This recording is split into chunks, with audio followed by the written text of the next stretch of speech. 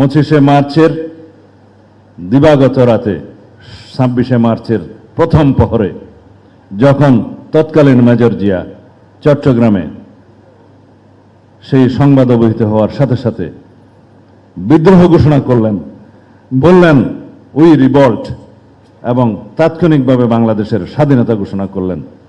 Lieutenant colonel জাঞ্জুয়াকে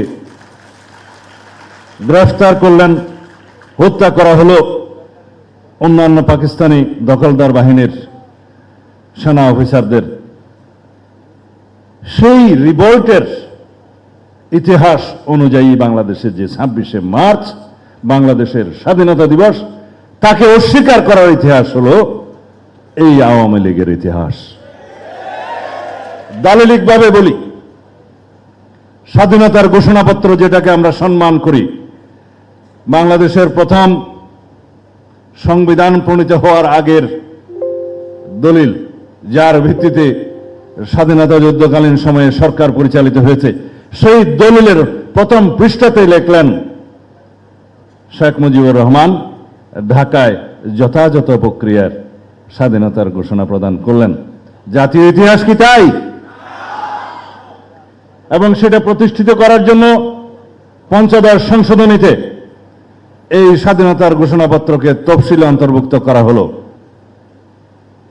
আমরা আপত্তি করি নাই, যেটা আর্কাইভে থাকার কথা সেটা সংবিধানে থাকে না, কিন্তু সে আর্কাইভে থাকলেও প্রকৃত ইতিহাসের সাথে এটা সাংঘর্ষিক।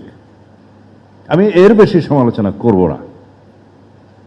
পরবর্তীকালে সেটা প্রতিষ্ঠা করার জন্য তার কন্যা শেখ হাসিনা একটি দলিল প্রণয়ন করলেন, বললেন বঙ্গবন্ধু শেখ মুজিবুর রহমান মার্চের 25 তারিখের দিবাগত রাত পার হওয়ার পরে 26 তারিখে তিনি ওয়্যারলেস মেসেজের মাধ্যমে চট্টগ্রামে কোনো একজনকে বার্তা দিলেন বাংলাদেশের স্বাধীনতার,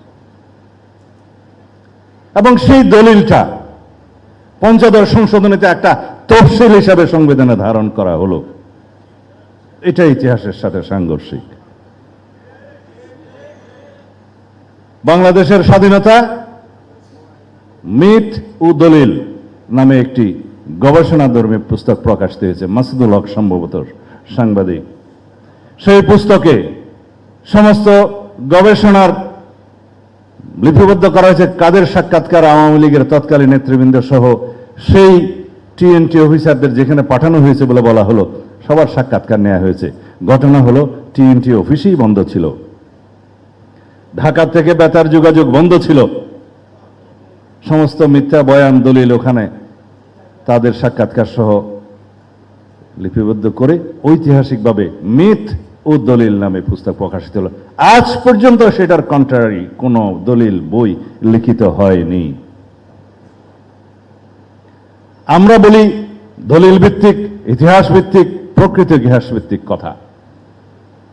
যাই হোক, বাংলাদেশের স্বাধীনতার ঘোষণা কে দিয়েছিলেন সারা পৃথিবীতে দালিলিকভাবে সেটা প্রমাণিত হয়েছে। আপনারা দয়া করে কথা বলবেন না।